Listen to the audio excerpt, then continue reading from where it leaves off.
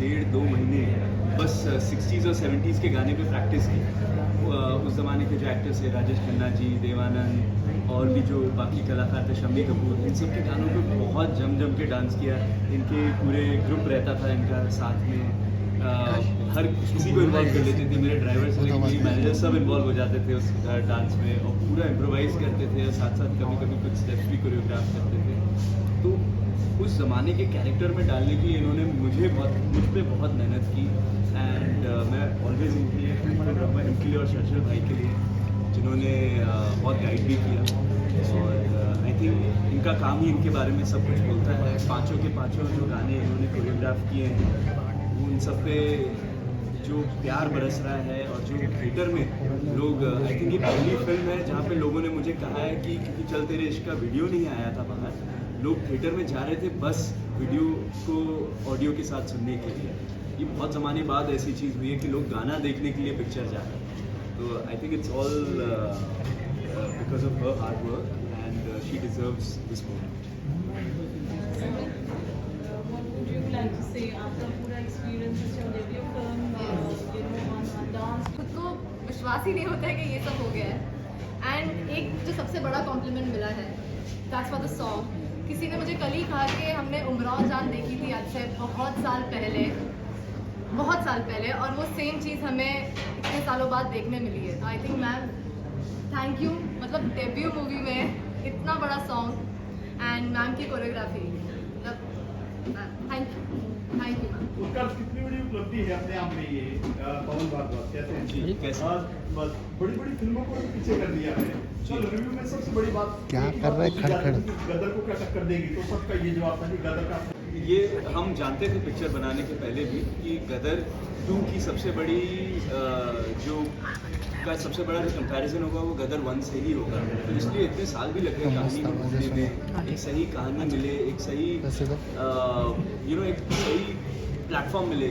जो किरदार है तारा, सकीना जीते और जो नए किरदार जुड़े हैं जैसे अमित इकबाल और मुस्कान, इन सब के लिए करेक्ट प्लेटफॉर्म हो। तो गदर 2 की जो कहानी थी, हमें लगा कि हम उसी तराजू पे तोल सकते हैं, और गदर का जो ब्रांड है हम उसे एनकैश नहीं करना चाहते। हम एक ऐसी फिल्म बनाना चाहते थे जो उसके ब्रांड को ग्रो करे। तो आई थिंक गदर 2 ने ये कर दिखाया है और करते जा रही है। अभी भी आज भी बहुत अच्छी चल रही है थिएटर्स में, आज भी टिकट नहीं मिल रही है। तो ये बहुत प्यार है ऑडियंसेस का, ये बहुत मेहनत है सारे टेक्नीशियन, सारे क्रू की और सारे एक्टर्स की, जो इस मुकाम पे हम पहुँचे हैं। और मीडिया का भी बहुत समर्थन रहा है हमारे लिए, क्योंकि एक ऐसे वक्त से सिनेमा गुजर रहा था, तो उसमें जो मीडिया भी जो प्यार बरसा रहा है वो अपार है। So thank you everyone so much. And I would like to say, सबसे पहले मैं अनिल जी को याद करूँगी यहाँ पर। जितनी भी बात उत्कर्ष ने कही और मुस्कान ने कही, ये मैं पॉसिबल नहीं कर पाती अगर मेरे डायरेक्टर का मुझ पर भरोसा नहीं होता। अनिल जी नहीं है, लेकिन मैं उनकी प्रेजेंस फील कर रही हूँ। वो मेरे गुरु हैं, मैंने बचपन से अनिल जी से बहुत सीखा है। मैं हमेशा उनसे कहती हूँ कि सर मैं आपकी एकलव्य हूँ, मैं असिस्टेंट नहीं थी, लेकिन मैं दूर से आपकी फिल्म के थ्रू और जो भी फिल्म पे मैं असिस्टेंट कोरियोग्राफर रहती थी, आपसे सीखती थी। और वही चीज़ मैंने जो इतने सालों का मेरा सीखा हुआ निचोड़ है, वही मैंने गदर में डाल दिया। कि एक कोरियोग्राफर लड़की को, भले वो कितने भी अच्छा काम कर चुकी हो, गदर जैसी कल्ट फिल्म के लिए चूज़ करना, ये भी एक डायरेक्टर की बहुत बड़ी चीज़ है। इनका ये आइडिया कि शबीना को लूँगा मैं, वो उसी चीज़ ने मुझे हमेशा अपने दोस्त पर रखा।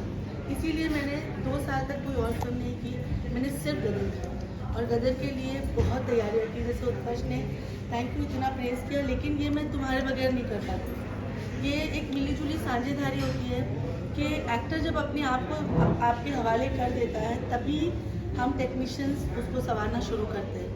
तो तुमने इतना भरोसा किया, अपने आप को बिल्कुल झोंक दिया, और ख़ुद ये परफेक्शनिस्ट है।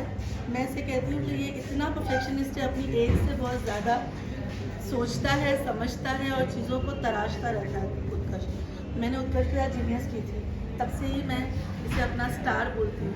And I love him a lot for, ये इतना डाउन टू अर्थ है, और ये बहुत इज्जत देने वाला बच्चा है, बहुत रिस्पेक्ट करने वाला, टेक्नीशियंस को बहुत प्यार देने वाला, बहुत डाउन टू अर्थ।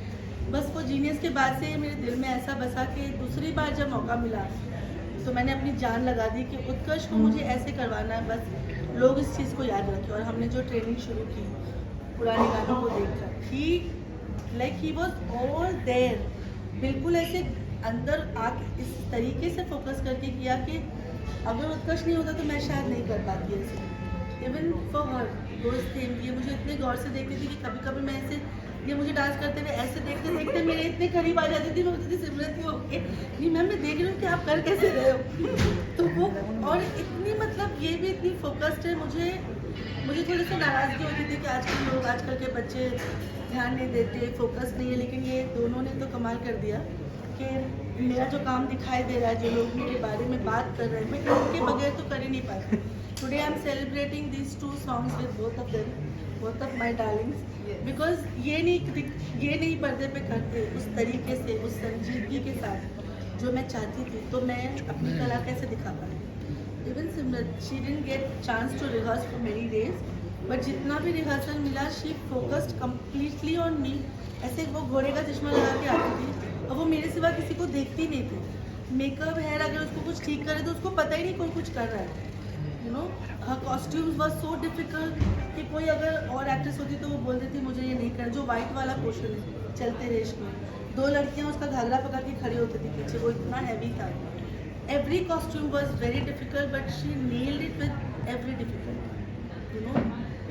ये बहुत बड़ी बात है, ये बहुत लाइक लोगों ने मुझे पूछा है, बहुत DMs आते हैं लोग। एक सबसे बड़ी बात पूछी है, ये दोनों नए हैं लेकिन ये नए लगते ही नहीं, ये ऐसे लगते हैं ये बहुत सालों से गाने कर रहे हैं, डांस कर रहे हैं, ये कैसे हुआ।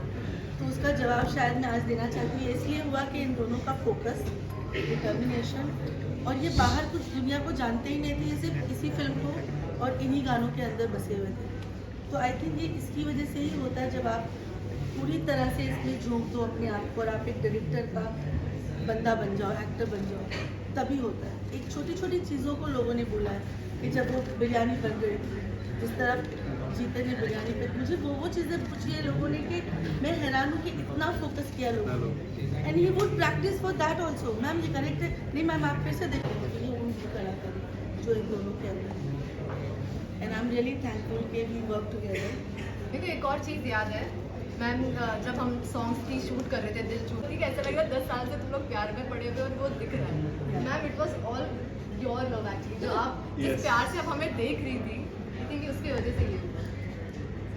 शबीना मैडम, इससे पहले भी आपने एक से एंड पालमपुर में शूट कर रहे हैं, 3 डिग्री नाइट शूट है और पूरी यूनिट सिर पे खड़ी। अब क्या करें ऐसा, क्योंकि जो बहुत सारा डांस था उसमें, गाने में और चीज़ें थी, तो पूरा स्पॉन्टेनियसली हमने इन्होंने रीकोरियोग्राफ किया पूरा गाना। अगर आप ध्यान से देखिए, पूरा एक टाइम पे किया और लोगों को पता भी नहीं चलेगा ये। बिल्कुल बिल्कुल, मतलब मैं ये बोलना चाहूँगी कि इतना ज़्यादा तकलीफ थी, दर्द थी कि मुझे बोला गया कि इनको अब आराम करने दो। ये नेक्स्ट डे खड़ा हो गया कि मैं कर लूँगा मैम, तो उसके आई थिंक लेफ्ट पैर पे लगा, राइट पैर पे लगा था, और राइट पैर ही हमारा फ्रंट फुट होता है डांस में। आप अगर बिगनिंग के 4 स्टेप देखोगे, ये स्टेप के बाद अब जाके आप अगर देखोगे तो आपको पता चलेगा कि after that he dance only on left.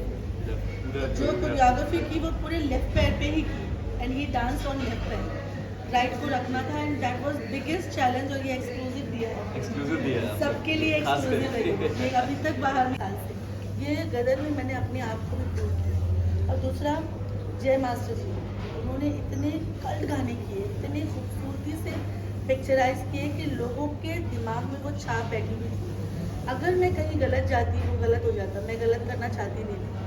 मैं वैसे भी जो रिक्रिएटेड गाने होते हैं, मैं हाथ तभी लगाती हूँ उनको नॉर्मली जब मैं उसके साथ इंसाफ करता हूँ, वरना मुझे बहुत दुख होता है, तकलीफ होती है जब कोई ऐसे क्लासिक गानों को ख़राब कर देती है। और मेरे पास तो सामने ये पूरी फिल्म थी, हर एक गाना, वो ऊर्जा काले कावा हो, उसके 2 सैड वर्जन हमने किए, यू नो, वो भी एक चैलेंज था। जिस जगह हमने शूट किया, मतलब जीते, वो जो सैड वर्जन है जो आप लोगों ने देखा होगा, जीते अंदर छुपा हुआ है, ये जब निकल के जिस दीवार के नीचे से आ रहा है, वहाँ पर सांप थे पूरे, याद है तुम्हें?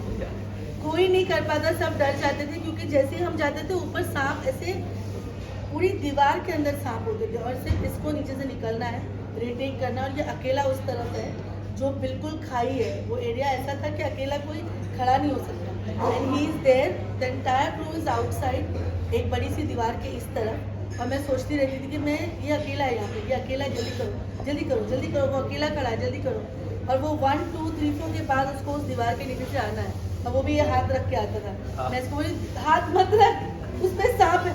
नहीं मैम वो परफॉर्मेंस में आ रहा है, ये फील के बगैर नहीं कर सकता। बोले वो हाथ रख रहा है शर्जिल, मैं ऐसी अपने दिल को थाम के बैठी होती थी। अनिल जी बोलते थे वो कर लेगा, तो फिक्र मत कर। और अनिल जी खुद सोच रहे, उसको बोल हाथ मत रख, उसको बोल हाथ मत रख। ये बोलते मैम वो परफॉर्मेंस में आ रहा है, मैम मैं कर रहा हूँ। और वो 3 रिटेक के बाद वो शॉट पूरा हुआ और जान में जान आई। ऐसी कई चीज़ें हमने हर गाने में एक नई कहानी थी कहने के लिए। पूरे 50 डिग्रीज लखनऊ के हीट वेव तो- में चलते रे इश्क में फिल्म हुआ है। And मैं तो also- मजाक में कहता था कि इसको नंगे पैर डांस ये- करवाएंगे। हाँ वही सच हुआ। हो गया। ये जो चलते रहे इश्क में जो गाना है उसके ऑथेंटिकली वो ऑथेंटिक क्यों दिख रहा है, उसकी एक खास वजह भी मैं बताना चाहती हूँ कि आप पीछे जो डांसर देख रहे हो, they play a very important role in any song.